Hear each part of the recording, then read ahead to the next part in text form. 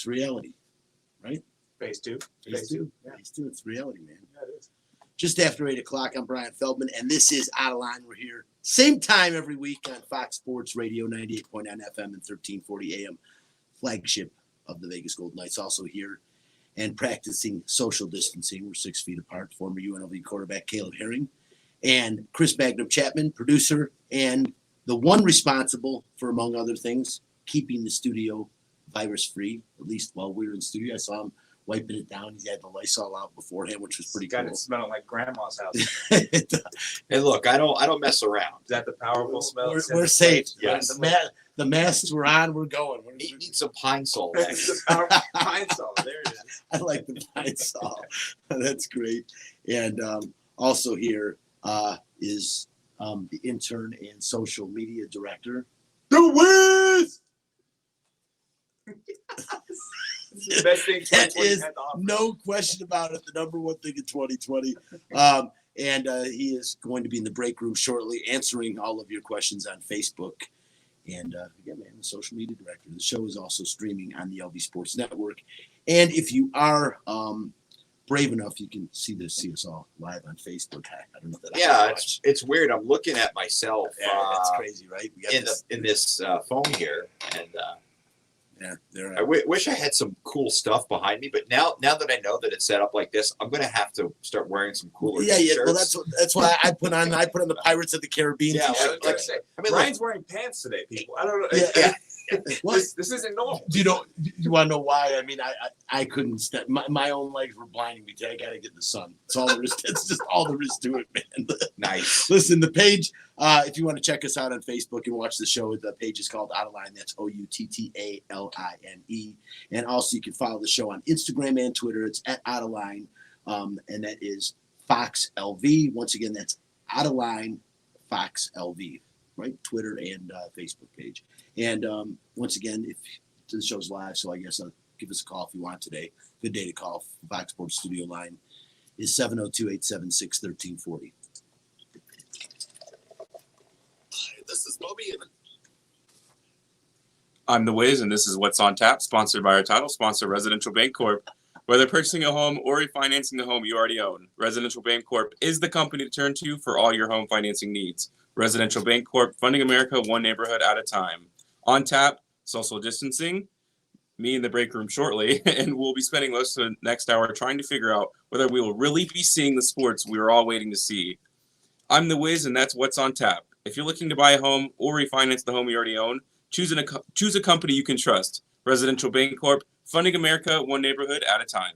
All right, go get on the telephone now, Wiz. We'll get you in on what's going on today. So, I mean, all we've been talking about and all you're hearing when it comes to sports right now is, and I think ESPN even has a special, it's either tonight or tomorrow night, talking about us getting back into sports.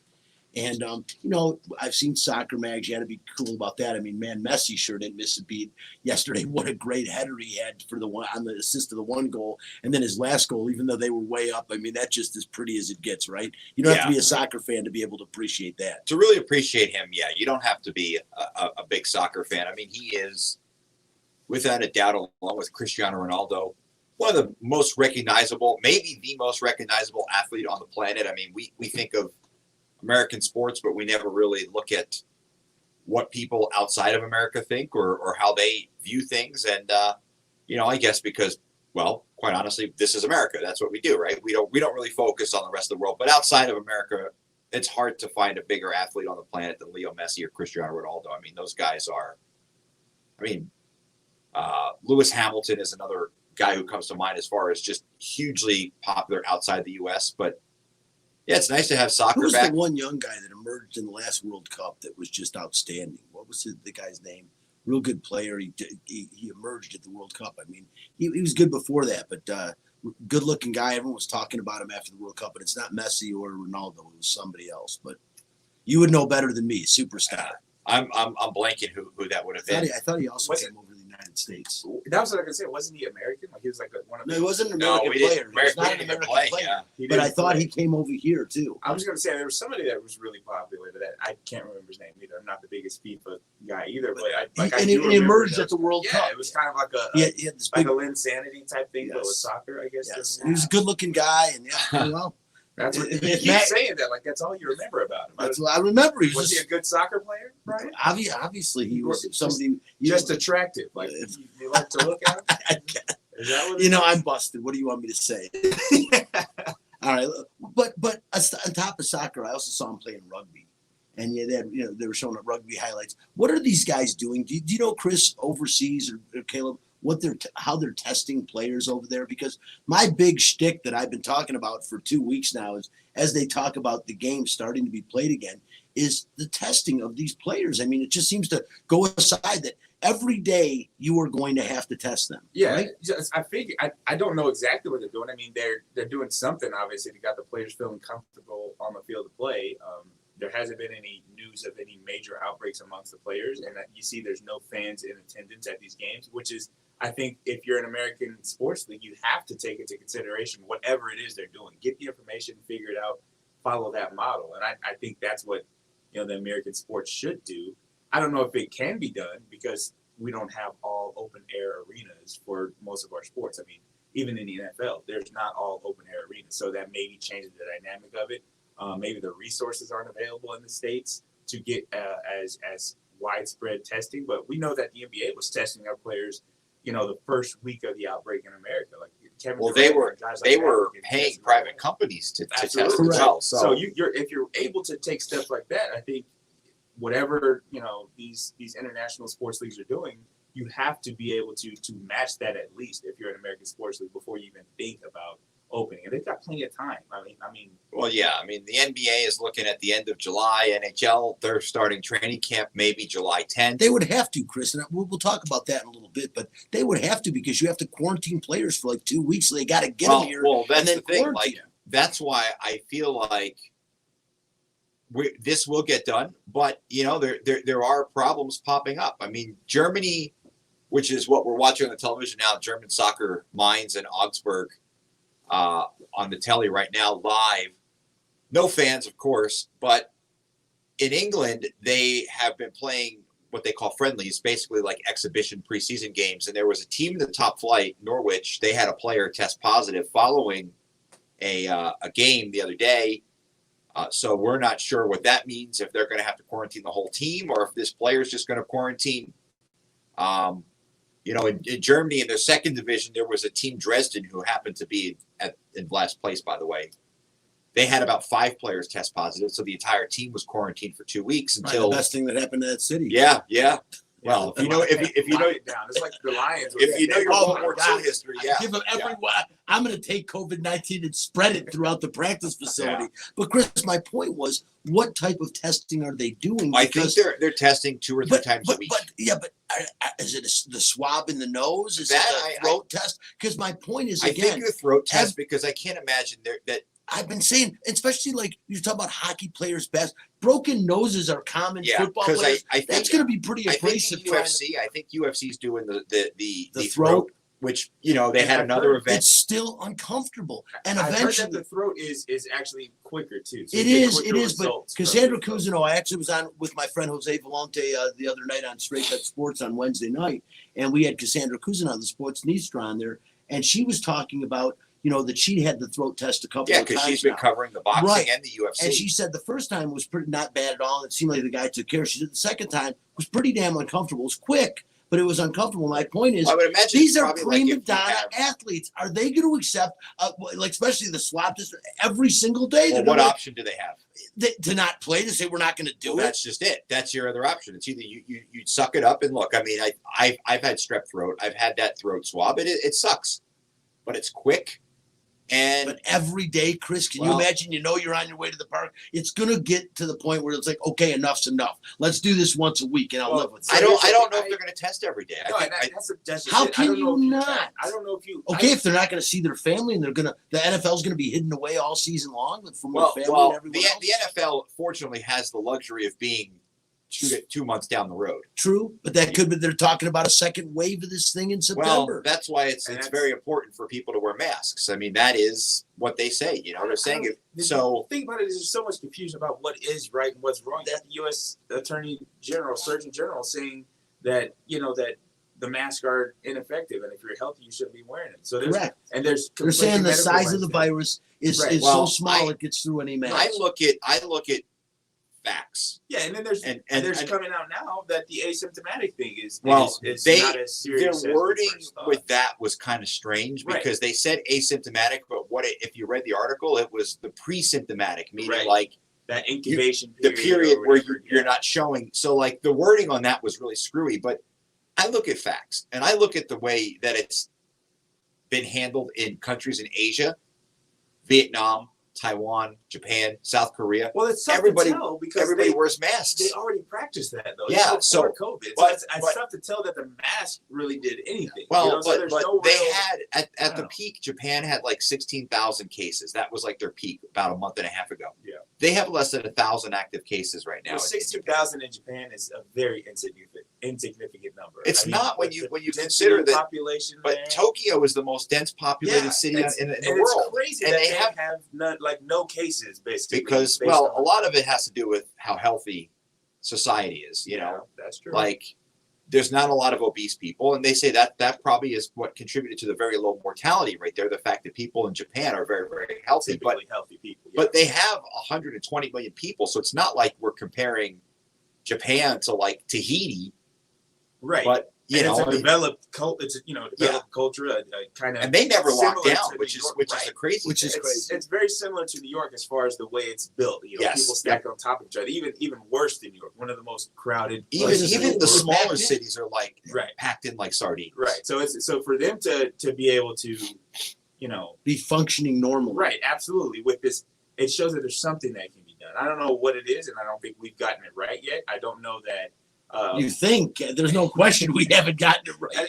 I think if I you mean- look at the lockdown, based on what I've seen, like Arizona right now is going through it. Like the lockdown really did take it. Well, Florida's now having a spike in cases. And I think after though real- also there's the so- free Well, none of testing. them There's really the took it serious. and also there's That's the kind of driver problem. testing now, so they're testing way more people. So of course you're going to have a spike in cases. I Well, mean, that makes the other sense thing too. is, like I was watching here in our state, they anticipated a rise in cases by opening. What they're hoping for is not a rise in people being hospitalized and Absolutely, ICUs being used, because that's when it becomes a problem. I mean, as long as people are getting sick but they're not going to the hospital, I mean, I think that's to be expected. Yeah. It's when those hospitals start filling up, and that's the problem in Arizona right now.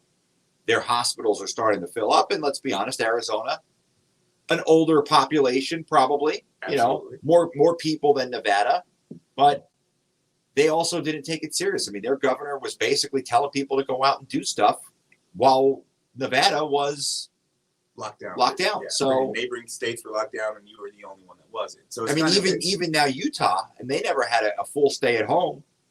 They're starting to get an increase in cases. So it's like, yeah, and so it becomes sort of this thing when you're talking about the sports world is what can you responsibly say is up to you as the sports world well, to manage this pandemic. So you got malls that are open right now in our city right now. There's malls that are open.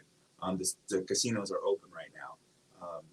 They assume what level of risk for opening Well, their it's facility, insane. right? So does the NFL, for instance, or the NBA hold the responsibility of each individual's health if they decide to open? If I say as the NBA, come at your own risk. If you're willing to come pay this price to watch this game live, and Well, sit that's here, what you are take going to the say, risk. Caleb. What else could you be saying to them? It's absolutely. You are taking the and risk. that's the thing. In a capitalist nation, that's part of the game. Like at any point, if you get on an airplane, you assume the taking a risk, risk. of the pilot is confident he's going to land the plane correctly, and that's every day. That's without COVID, right? It is, but So- it's a little different now. I mean, and again, the biggest thing, and this came directly from my dad, is asking my father. Again, we talked about this before. Yeah. A way to recognize this virus, and he said the scariest thing about this virus is that there are so many people that are asymptomatic.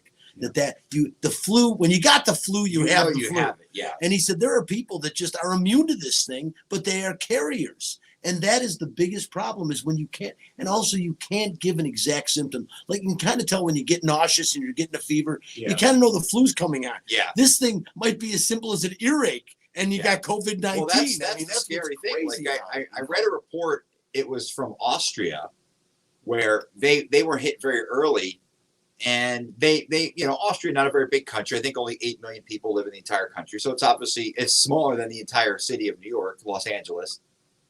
But their medical people thought that there were 50% more cases than they actually counted because they feel like it's that high, the amount of people that have had it but did not test because they didn't have symptoms. Yeah. China said they had like 35% of their people that they thought were asymptomatic. So, I mean, the reality of the situation is between the four of us, there's One of us might have had. Oh no, There's a I possibility. am sure Caleb gave it all to us Yeah. already because he was quarantined with his wife. They thought she had it. He gave us all COVID. We're all good in here already. Yeah, the problem was we 100% weren't doing the shows. that with my profession, in my profession, like the job that I do outside of here, I've been exposed to COVID-19. Oh There's no doubt. There is about it. no And question. it's, to me, I can almost. personally, I think I can see it on you. there's probably like a green bubble of something around it. But to me, the thing that there's been scarier things that I've had to live with as a part of my reality, like freaking MRSA. Like these things have existed. And I've been in contact or had to take precautions with those type of people. So I live my life according to a certain, I guess, hygienic standard before COVID-19. And that was just how it was. So when this happened and they said, "Oh, wash your hands," I was like, "Well, yeah, I that's already what did you that. do. Like, Yeah. yeah, that's what I do. Seriously. I don't bring my work clothes into my house ever, and that's still a principle of my life. Like because I know I'm in contact with people that I don't trust necessarily with their hygiene. The I come biggest to my house and I know, my family gets it. My son gets it. He washes his hands. He's 5. You have some but he control gets it. over the Yeah. situation. So that's kind of the It's a controlled norm of what it is. environment at home. Right. You're Even not- if you don't have symptoms, you Correct. know better than to just come and start assume hugging that- and kissing Yeah, people. Yeah. absolutely. So it's changed the normal for people at 100%. But does that mean that we can't have sports arenas packed Well, out? we're going to talk about Well, that. I don't know about that, but I will say this: as far as the players returning, let's look at it this way. Hold on, Chris. Because that is coming up. We are going to talk about that. I do want to take a quick break. We'll stay on schedule for once. I also want to get the Wiz on the phone. I know he's got some stuff to add about this as well. But that is one thing that I definitely want to talk about because, I mean, it affects us big time. We're sitting here talking about being the hub of one of the 2 conferences in the National Hockey League. I mean, potentially, we've got a baseball stadium. I don't think minor league baseball is going to play for sure. I think that's done and closed down for the season. But there is a lot to go on. I mean, Major League Baseball, the commissioner said 2 weeks ago, there will be a season.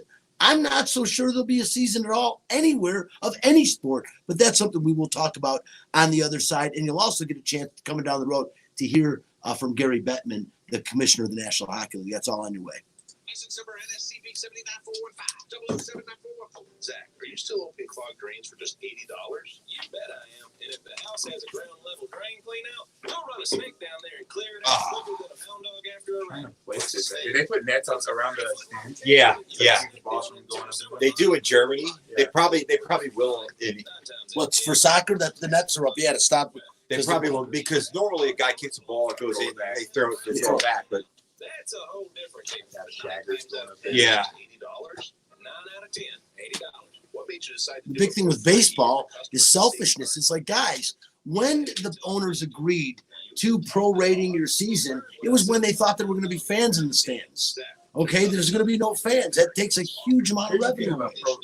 about prorating the season from a player's for standpoint. just $14.95 a month. I don't give a damn about the revenue loss of a major company. This is the kind of broad statement too about capitalism in America, just in general, because all these major companies, which I consider sports leagues and major companies, they are always looking for their bottom line instead of doing what's right by their employees. They're looking for a bailout. So basically, what you're asking the players to do is take a pay cut so that you are can asking- afford your bottom line, because there's still TV deals. There's still ways that these No, you're teams are right, making and they're money. raising you're going to raise. You can bring your And I'll tell you bottom line raising the TV revenue. 'Cause That's what I was TV is gonna say. TV is getting more exposure ratings, right? So you can bet they're going to get their money. They're going to find their money. So to ask the players to take a pay cut, which, by the way, is the easiest thing for a business to control when you're talking about your revenue. You control the salaries of your employees. That's the first thing you do. So asking the players, as I would think players, those. as a player, I'm not going to give up something because you're not giving up. I understand, but I would think TV revenue, when you're saying TV revenue, I would think, are you kidding me? This business, they are so greedy. It's a chance to make more money. You're going to charge more money for commercials now because so advertising's going to go through the roof. Correct. Commercial during one of these games. So that's what I'm saying, though. But the NFL's going to say, look, we have more money to spend with you guys now. We want to, but we can't give you more money. We don't have people in the stands. Well, the advertising doesn't come from the TV. It comes from the outside company. So the advertising goes towards the TV. Towards the TV So the revenue. TV deal will say, based on that, the NFL could say, well, based on that, we'll give you this much money, or Fox, it costs you this much money to have the exclusive rights to the Raiders or what have you. And then that's where the money comes from. I don't know. I wouldn't be able to tell you the numbers on what the actual ticket sales. Maybe you cap some of the higher end players. Well, like I For look, the greater you know, Just I take away follow. the game incentives, like some of the in-game incentives, like you get your salary from whatever the salary was that you agreed to, and then during the season there's these games, these milestones that you can achieve that add to that. But I think you should just get your base salary, whatever your guaranteed salary is, you should be paid at 100%. Well, here's the thing, and I don't know if it's comparable, but in England, they with soccer, the biggest four clubs, Liverpool, Manchester City, Manchester United, and Chelsea, they were between the four of them were going to lose over $350 million in television revenue. That doesn't even factor in. Liverpool was saying that standalone, even with the season coming back, they may lose $200 million because they got to refund their tickets for the remaining games. They can't sell tickets. They're missing out on revenue from all the other stuff. Now, they're one of the bigger clubs, so they'll survive. But like these smaller clubs, like they may have to go into debt consolidation. That's kind of what baseball was talking about too. The salary cap. That there's one of the only teams that don't have, I guess, like they don't have a salary cap. Insurance company. Basically, the league insures the smaller market teams. So now You know what? You know who actually did do that? The only one that I've read about was, you'll appreciate this, the only one who.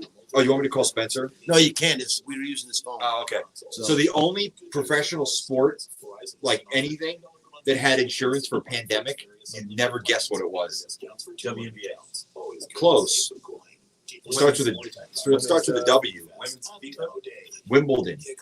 Wimbledon had pandemic insurance, and people kind of, oh, you've been paying for this. Yeah. And because they had the pandemic insurance, they canceled without hesitation, Yeah. and they're covered. Like they're not going to lose any money. Who was that? I listened to something talking about this. Who would do that though? That's such a That there's insurance for this and nobody takes it because they think the chances are so low. Yeah. It's the risk that all these companies makes sense. It's like paying for lightning insurance for your car, for your house. If you don't like the facts, take your ass. Yeah, it's a fact. There is still no guarantee that any one of the four professional major sports in the United States and Canada will have a season in 2020. This I find kind of amusing because so many people seem to be under the assumption that we, and when I say we, I'm talking about the human race, are back. Caleb, am I missing something here? I mean, are you 100% convinced we are even going to see the NBA, which other than the NFL, that's holding its collective breath, is the only disrupted sport, or I should say undisrupted sport right now, the NFL, and that's because they're still out. But, I mean, do you really think we're going to see sports? Do you think it's going to happen? Absolutely. You do? I'm not for sure that it will be as enjoyable as it once was in times of old, like last year or anything like that. I'm not sure that. I think it'll be more exciting if we have it because everything's it's so I don't cramped. I think it's because to me personally, the element of crowd noise and crowd participation makes the sport. It makes the competition. It gets the nerves of players running. It makes the moments bigger. Like for instance, like when I think back about the game-winning shot Kawhi Leonard hit last season in the Eastern Conference Finals to put the Sixers out, right? And the crowd reaction in Toronto, or the We the North outside, and those kind of elements that make it, that add to the production value of the sport. So I don't think it'll be the same in that regard. I think competition for the guys like me who just like watching the sport will be fun. It'll be great.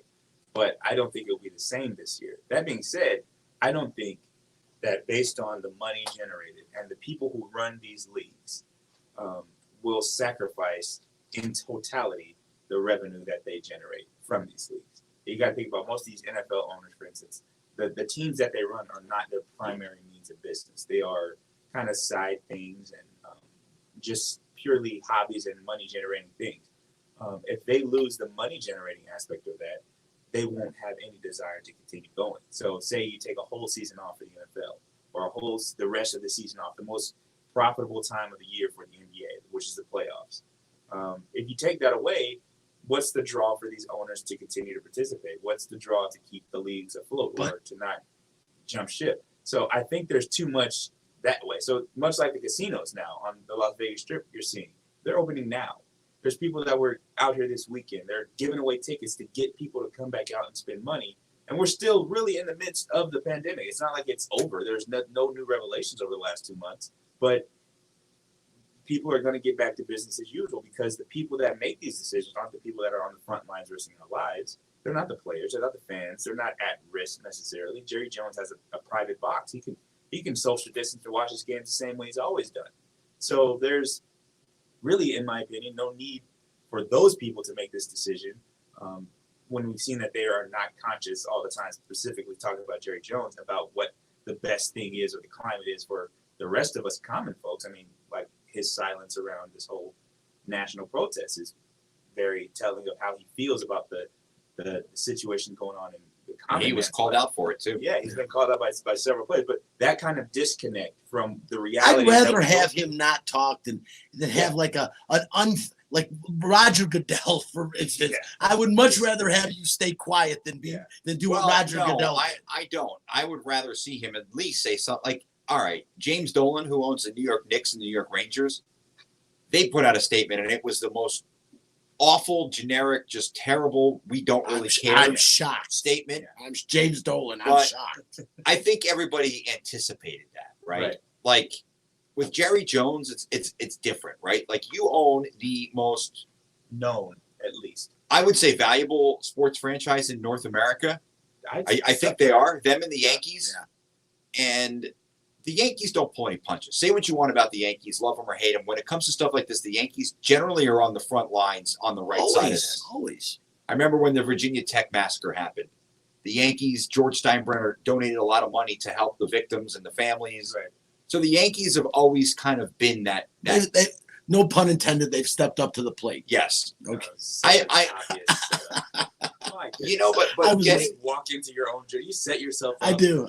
Oh, I kind of set you up. He right, did buddy. set me up. He set me up. Getting back to tossed me a little lot. Getting back to what you guys are talking about, I think we will see an end to the NBA and the NHL season. I'm not sure we're ever going to see a start to baseball. See, and I don't really know if there is going to be a desire to begin, because the NHL is already talking about starting next season in December, January.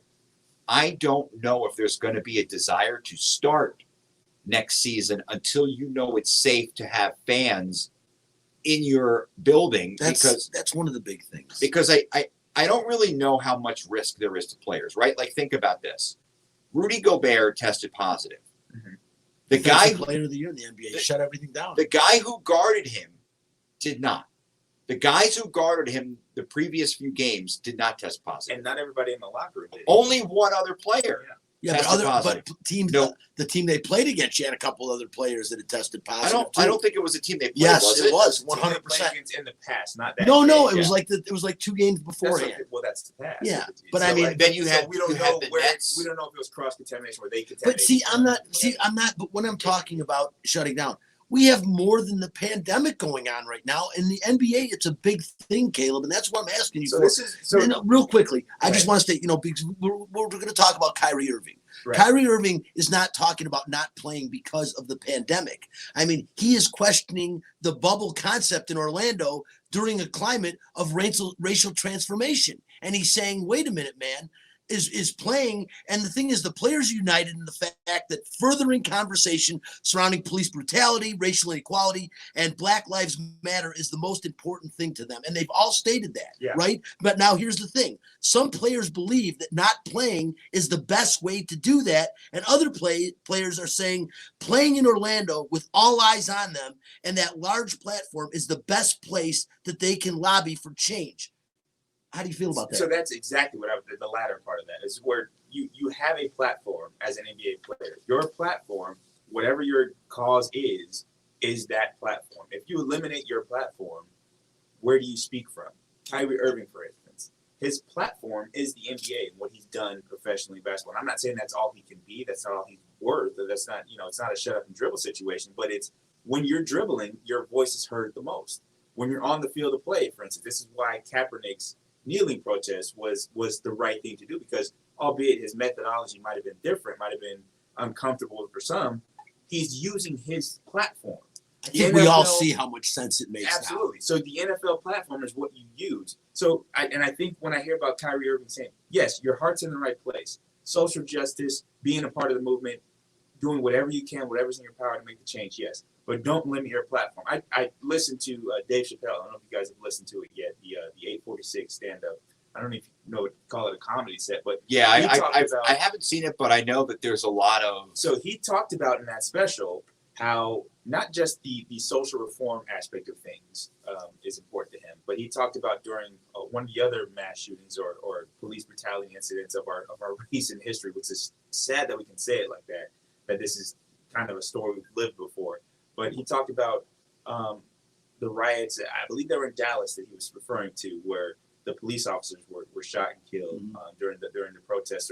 I think there were like 4 or 5. Right. I remember that. Yeah. A handful of police officers, which was tragic. And Dave Chappelle was reminiscing on how he was sitting at home watching that. But at the same time, flipping back and forth, because it just so happened that the same date was Kobe Bryant's last game playing in the NBA, where he dropped 60 points. And he said from his standpoint, which I think a lot of people would say, that the sport was able to get him through the turmoils that he was going through to keep his sanity to a degree. And I think that's what sports is. It's unifying factor, just like music. What a great point. So that's one of those things where if you stop the sports, people have nowhere to channel their energy. Well, sports are the one focus. You can use, just like the Clippers, when their owner said what he said and it was recorded. Sterling, When Sterling said the thing, and the Clippers made a demonstration of it. Every year when we go through, the Black History Month and everybody releases these shoes that's for profit, and I have an issue with that, albeit, it's the right thing to do. But you can use this platform to make a statement, a bigger statement than you would be able to on Twitter or on in your local neighborhood, because the NBA has a big stage, and especially if you're playing in the middle of summer at a focalized point, because everybody's attention's on you. You're the only thing happening right now. Okay. Your statement means a lot more from that position than it would from Twitter or wherever else you're going to make it. So Kyrie Irving just wants the time off. I don't know. I mean, he makes more than 99% of the players in the NBA. Yeah. He can afford to take the time off, $28 million a year. But, here's Garrett Temple, who's the vice president of the NBA Players Association. He said that going, playing, reinvesting money into Black environment communities and them having conversations with other players about how to continue this movement is the best plan of action, which is exactly what you're saying. He said he feels to see the correlation, and this is a quote, between not playing and changing the opinions of people of Black and brown races. The bottom line is it's not going to do it. Not playing isn't going to change people's opinions, but playing and them getting together and talking about how we can collectively do something, he says, is a better thing. And the bottom line is, though, if they're going to play an NBA season, they've got to make a decision within the next 2 weeks. That we just can't. That's the biggest issue. Decisions aren't, we're putting these decisions off. Like you said, Chris, and we'll talk about that after the next break more with the NHL about the Golden Knights, because Vegas does look like to be one of the hub cities. It hasn't been officially determined yet, but for all practical purposes, it sounds like one's going to be here, and it sounds like they want one in Canada. But again, we'll talk about that in a little bit. But again, the question is, you can't wait. They've got to, like as Chris said, the date July 10th is, to me, is a drop dead deadline. because there's 2 weeks of quarantine that is going to be required for all these international players coming back to the United States. It's mandatory. So you got to start it now to get them, and then they've got to practice and get ready to start playing in an abbreviated season. And it's pretty cool, the setups. And, the one thing they were talking about, if Major League Baseball does come back, right now it's looking like it's going to be a 48 to 50 game season because they're just not going to agree to this. And it got to the point where Tony Clark finally just said, the hell with it. We're not going to negotiate anymore. Just tell us where and when to play is basically what he said. So they're going to come up with this thing. And at 48, 50 games, as I said, the commissioner was very adamant that baseball is going to be played this year. But what do you do with a 48 to 50 game season? Do you put an asterisk next to the – because how can you call him a World Series champion in a 50 game season? Yeah, you absolutely do, right? I mean, baseball plays 162 games. We're talking like, what, less than a third of the games. So, with baseball, you do that, right? I think with the NBA, do you crown a batting champion this year? No. What if a guy bats? You have an all-star game? No, it's just definitely like, not. What if a guy hits What if a guy hits like 450 over 50 games? It's been Eric Bellinger last year. Yeah, over the first 40, 50 games of the season. It's clear cut. You're gonna give the home run champ, his award with 17. Yeah, it's like, come on. They're the same numbers. I know, it's crazy. Well, I think that here's my opinion on that. I do not think you have the individual awards at the end of the season, but if you play a season and there's a champion, everyone is going to know that this is going to be labeled the season of the pandemic. So you got to have a champion. Do you put an asterisk next to him? Well, I guess it's still a champion of a season. I don't think you put an asterisk next to that. Maybe you don't, because everybody knows the rules going. Correct. Yeah. Everyone's got the same, the same opportunity. Now if somehow the Pirates win the World Series, you absolutely put an asterisk next to it. The thing that's going to be crazy, I think, especially as we know, and we're going to talk about this after the break, which we're going to in a second, is the NHL season,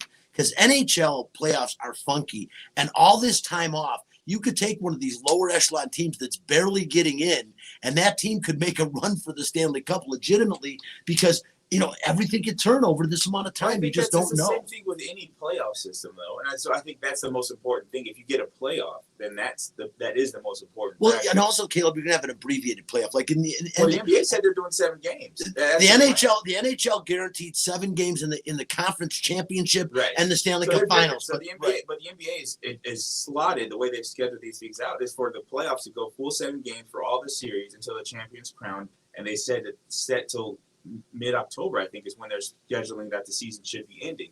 That, to me, that brings up another interesting thing because the NBA has never been in direct competition with the NFL as far as the prime of the season, which is the playoff, getting into the meat of the NFL season. It's usually NBA is long gone before the football season starts, so there's more excitement around the beginning of football. Yeah. So how is it going to look when the 2 most popular sports in this country, arguably, I should say, two of the more popular sports in this country are competing for primetime television slots. You got the NBA championship with, Raiders versus Tampa Bay on the same day. Like how does that affect each league's bottom line?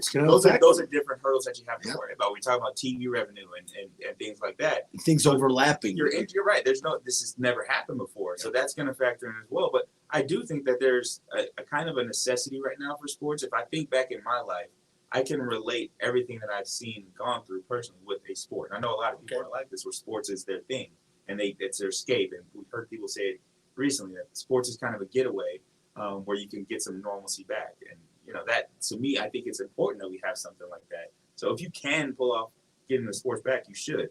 I hear. All right, I want to ask you a question real quick. Going to break. I want Chris. Same thing. I want answers from both of you. I'll ask you both first. NFL season, yes or no? Chris. No. Yes. I'm going to say no. Okay, how about Major League Baseball season? I'm going to sound very biased here. No. No, I'm saying no. Okay, now let's get down to the nitty-gritty. NHL season. I'm going to say no. Yes. How do you like that? Yeah, our implicit bias are coming out right Well, now. no. We're going to hear from Gary Bettman in a minute. Maybe this will change your opinion, but I'm going to say no. Now, finally, the one that is scheduled, NBA season. Absolutely. Yes.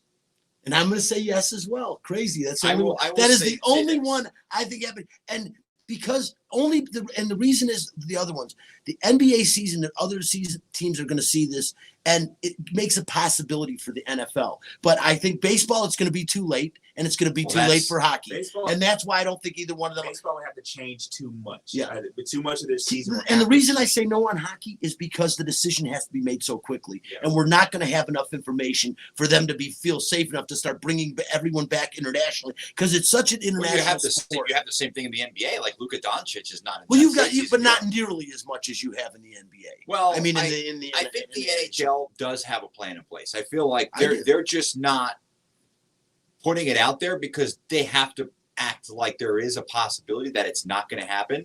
But the reason I say no on the NFL, I mean, the baseball one, I think it's obvious, right? They just can't come to an agreement. The beginning and the infancy of their season was taken by COVID.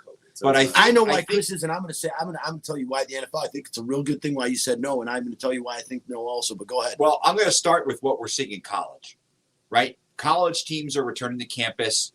University of Houston had to shut down their training camps because they had multiple players test positive. Here's the other thing with the NFL. You have the Raiders. I'll just use them as a perfect example because it is a perfect example. They're moving into a brand new stadium. It's clean. Yeah. But if you can't have fans in attendance, what is the hurry to start the season? Well, you if you start the season still, you still get revenue from TV. If you don't, you'll get more revenue from TV. Yeah. So either way, unless you are willing to say full go, we're going to have fans in attendance. You're going to lose some of your investment. Here's my reason. Here's my reason. That's what I was going to say. I don't know why you didn't ask about college football because that's a huge. When you talk about like Alabama. Here's the thing. I should ask about college sports in general because college sports are going to be more stringent than professional sports for sure. But here's my reason for the NFL as opposed when I say it, because NFL teams carry so many more people with them than any other sport. Well, yeah, you have 53 but again, yes, college football is even more, and I agree with that. But I'm saying in the NFL, we're talking about the four major sports, in the four professional major sports, and I would say the NFL for that reason. And NFL and college football, the same thing, is as in your face as any sport. I mean, you're constantly in somebody else's face in piles on top of people. There's no social distancing. And in baseball, you have a lot of personnel, but it's the easiest sport of all to social distance in is baseball. I would just ask what's riding on these seasons. So for college football specifically, how many universities would be lost? Or how many? The numbers I will tell you right now. We didn't have sports. Revenue especially the major five conferences is astronomical. It's a huge, just a loss you can't imagine. Schools, the max. Oh, you're right. No, you're right. They've already started to make adjustments. You know what I'm saying? Like these things that we. There will be. I'm not saying that the when it comes to education, there's going to be aid. When it comes to education, they're going to find. Sure. I don't know, Caleb. I will tell you this. No, of course not. I will tell you this. They will be more stringent because these are kids, and they're always going to be more stringent when it comes to the youth. It's just the way that it is. I will be, but you're right. Money is a big thing. Listen, we're overdue for a break. We're going to come back. We are going to talk about the NHL, and you'll hear from Gary Bettman on the other side of this break. We only have like 2 minutes, 2.5 minutes of break here. So okay, yeah, we'll be right back. Questions about your kettle water purity system. Let me get Zach on the phone with us. This is Zach. Zach, this nice lady has some questions about water purity. And all with the SMB and see all the top as the state. Have you driven by it yet? I haven't driven by it, but I've seen the pictures. The field's done. I thought it was doing. It's ridiculous. They have the UNLV. I was going to talk about the Mount Rushmore. Yeah. I don't know who did this officially. Why does it say muted? Because if everyone's microphone's on at the same time, it'd be crazy. Oh, so are you switching them? You're able to switch them, or do they switch automatically when we start talking? They don't? What? Like Al Davis is the radio. I would just have it so his is on, and all the rest of us can be heard through his, right? Okay, that's fine. Marcus Allen, Ken Stabler, and Tim Brown. So I was going to talk about that. So the Mount Rushmore. Okay. I wonder. I like that. I like that. And then also Legion Stadium, obviously. I like it. I don't know if you put Marcus Allen on. I mean, Super Bowl MVP. That run, that run it was the longest run in Super Bowl history. But the fact that he ended up in Kansas City. I feel like if you lead him to the Super Bowl, you're gonna, as a Raider, if you're a part of us, if you're the key factor in a Super Bowl. So who was it? Ken Stabler, Gene Upshaw, Tim Brown, and Marcus Allen. How do you not I have gotta Jimmy interesting. Plunkett in there in the Mount Rushmore? I mean, he's not a Hall of Fame Howie player, Long. but Jimmy, Howie Long, Everybody here is a Hall of Famer. Ted Hendricks. I mean, my God, Cliff Branch. What's his face? Freddie Bolitnikoff. Yeah. They've had a lot of really, Snake. good players. They're all Super Bowl Stabler's on there. championships. They're all Super Bowl champs. So I mean, even though he didn't win a Super Bowl, I got something interesting to say. It's going to piss Wiz off. Bo too, Jackson? about Stabler. You don't know but was he a Raider? Like I guess you can't put him on there over Marcus Allen. right. Even though I think if he stays healthy, he goes down as the greatest running back in NFL history. 100%. And I'm from Detroit, and I'm still going to agree Yeah. with you. Bo Jackson, I've never seen anything like that guy. I mean, I really liked Barry Sanders, but I think Bo Jackson was better. I mean, Bo Jackson was just unbelievable. Unique in that you really don't have a box to put him in, and that just expands your chances of making it somewhere. If that makes sense. What's blazing to you about the NFL draft? Some of the Raiders took it in the 4th round. It was actually their last pick to draft. Nick Robinson. I think he's better than our 1st round pick. Out of line with Bryan Feldman and former UNLV quarterback Caleb Herring on Fox Sports Radio Sunday mornings at 8. Hockey players, as you know, are warriors. They don't give up. They come to play every game.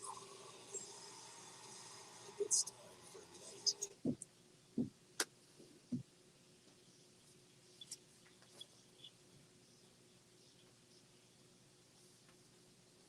Time for nightcap. Listen, this is Gary Bettman talking about the NHL and will there be a season? I am delighted to be with you today to announce the National Hockey League's plans for our resumption of play, the format of the 2020 Stanley Cup playoffs, and how we will conduct the 2020 NHL Draft Lottery. Before I get into the details, I want to make clear that the health and safety of our players, coaches, essential support staff, and our communities are paramount. While nothing is without risk, ensuring health and safety has been central to all of our planning so far and will remain so. Let me assure you that the reason we are doing this is because our fans are telling us in overwhelming numbers that they want us to complete the season, if at all possible.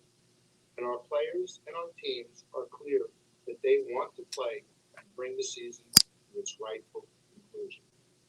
Although we are anxious to get back on the ice, we will not do anything until we are assured by medical professionals and the relevant. Well, it sounds like he is pretty determined to have a National Hockey League finale in this year, but you can hear there are so many stipulations. This is yet to be determined. That's yet to be determined. And when you hear a lot of yet to be determined right now, that tells me that the hockey season itself is yet to be determined and probably leaning towards not playing. As I said, I just think it's the same reason Korean baseball, it's gotten very popular because of ESPN. I mean, it's the only thing to watch late night. People are staying up to watch Korean baseball. We all know about the Lions and how good they are, and they're a home run hitting team. And we're watching 20-year-old kids on the mound, and it's really kind of cool. And a lot of inquiries been made from American minor league players looking into it. But the point is what's happening is they were looking at bringing over one of the players, Matt Harvey. They were talking about bringing over to Korea, and they thought, it's not going to be worth it, Chris, because the 2 weeks quarantine. It'd be about 5 weeks before he got on the mound. They're like, our season's going to be determined by then. And are we really going to want to bring this guy into our rotation when we're one of the best teams in the league right now? And all the other teams kind of backed off for that reason. We're going to have the same issue here with National Hockey League players, as we said before the break. You're going to see this issue where these guys have to start coming now. And you can't keep putting off the decision, but they're putting off the decision because nobody feels quite safe yet, and for very good reason.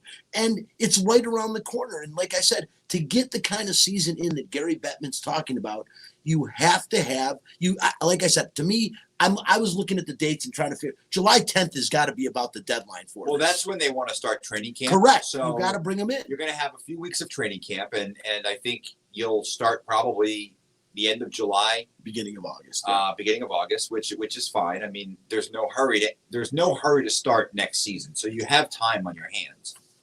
The interesting thing, and I don't think Vegas will really have this issue because there's only two players out of town. Alec Martinez and Nick Cousins. Alec Martinez is in Southern California. Easy. He gets in his car. He drives to Vegas. No problem.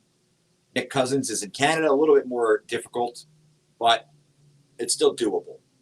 I look at a team like the Rangers. They have 3 goalies. All of them are currently in Europe. Georgiev is in Bulgaria.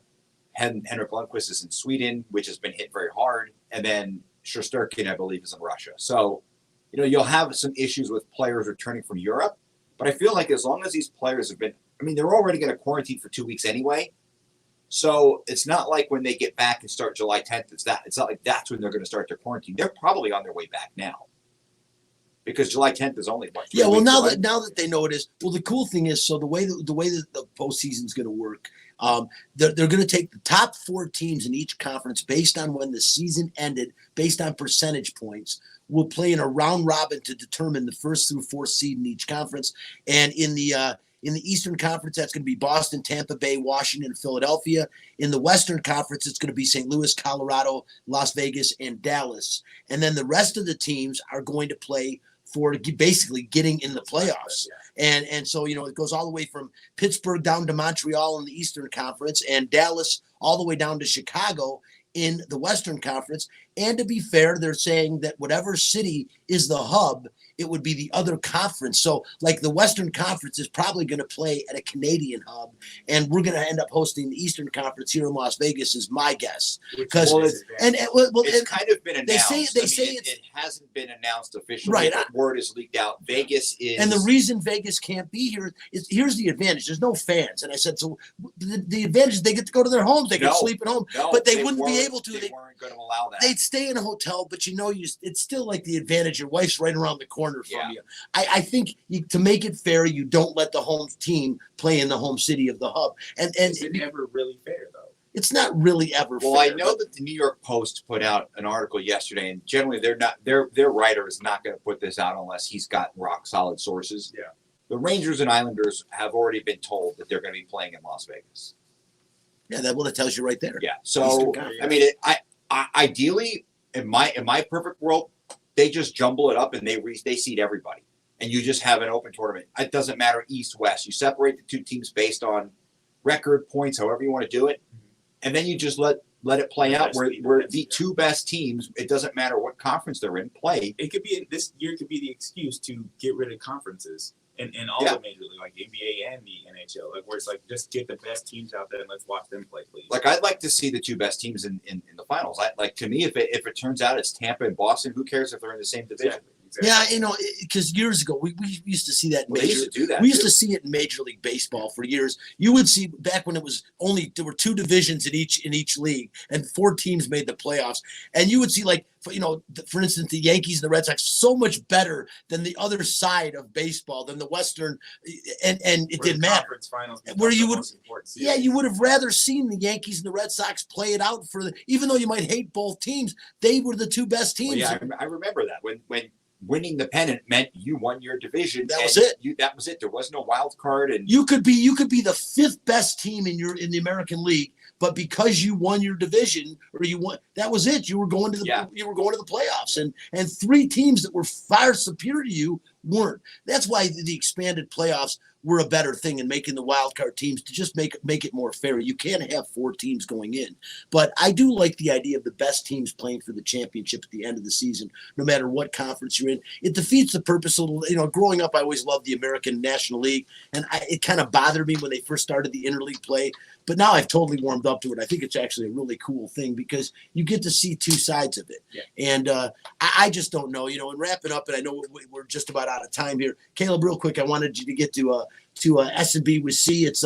Silver and Black with Caleb, and driving down the 15 on the highway. How cool is that stadium? Yeah, the stadium's awesome. I mean, it looks pretty much done at this point. I mean, there's surrounding area that needs to be finished up, but if you see any of the renderings on social media and like what it looks like on inside, the field was painted. They got that done. The Raiders logo. They lit the torch for the first time, the largest 3D printed object ever. They lit that thing. I don't think it's actually lit. I think it's like a LED light or something with smoke coming out of it. It's not an actual flame, but it looks awesome. So that's the big news locally. But with Raider Nation in general, like everybody, because it's one of the biggest, most storied franchises in NFL history. Fox News put out a list of, it's a popular thing to do now is the Mount Rushmore of any sport, and they narrowed it down to a team. So the Raiders put out, or Fox put out the Raiders, I guess their assumption of what the top 4 of all time Mount Rushmore of Raider football will be. And the list it goes as follows: Gene Upshaw, Marcus Allen, Ken Stabler, who was the best quarterback in Raiders history until one Derek Carr shattered his record. So that's for all you Derek Carr haters out there. Oh my God! Spence, I did that just for you. Derek Carr 2019 shattered his record. But so I digress. As a Raider fan, you're not saying Derek Carr's a better quarterback. That is absolutely what I'm saying. Come at me, my bro. Lord! Tim Brown. Oh my Lord in heaven! heaven! The Mount Rushmore. I'm going. Is there a boot store open? I gotta buy some boots. It got deep in here. I want to continue that conversation next week because I want people to go home as Raider fans, new Raiders fans. Do you see the Wiz shaking his head? Do you see? Of course he is. I did it on purpose. I twisted it. I know you did. But I want people to go ahead and think about your top 4 of the Raiders. My Raiders Mount Rushmore. The first person I put on my Raiders Mount Rushmore, we didn't even talk about. It's not a player. How about Al Davis? Yeah. Wouldn't Al Davis deserve to be on Raiders Mount Rushmore? I mean, Al Davis. There's another team where you put the right, but the he. Cowboys, of course. God. No, even the Cowboys. Al Davis to me helped revolutionize the game of football. He really did. He was more than just an owner. This guy was revolutionary. Listen, we're out of time. He's Caleb Herring, former quarterback UNLV, co-host, and also we got producer Chris Magnum Chapman in the break room. Spencer. The Wiz! And I'm Bryan. I'm Bryan Feldman. We are here every Sunday, 8 to 9, Fox Sports Radio, 98.9 FM, 1340 AM, flagship of the Vegas Golden Knights. Hopefully, we'll hear him on this station again very soon. We'll be back with you next week. Alan Snell will be on from lvsportsbiz.com. He got a new book published. I'm real excited to have him on next week as well. We're out. We'll see you then. Bye-bye. Had to do it, Spence. That was great. Derek Carr. Derek Carr, man. Gotta respect greatness, people. Oh, I think by the time the season starts, Marcus Mariota will be the starting quarterback of the the Las Vegas Raiders. No, I can't see that. Marcus Mariota is garbage. I don't want to see he's garbage, but he's a good backup. And so is Derek Carr. He's the greatest statistical quarterback the Raiders have ever seen. If he gets any sort of playoff success, I mean, I'm not going to go so far as to say the Super Bowl wins, but if he gets playoff success over the next couple of seasons, he's got to be considered. I mean, he's statistically, he's done some amazing things. That's just my opinion. I don't have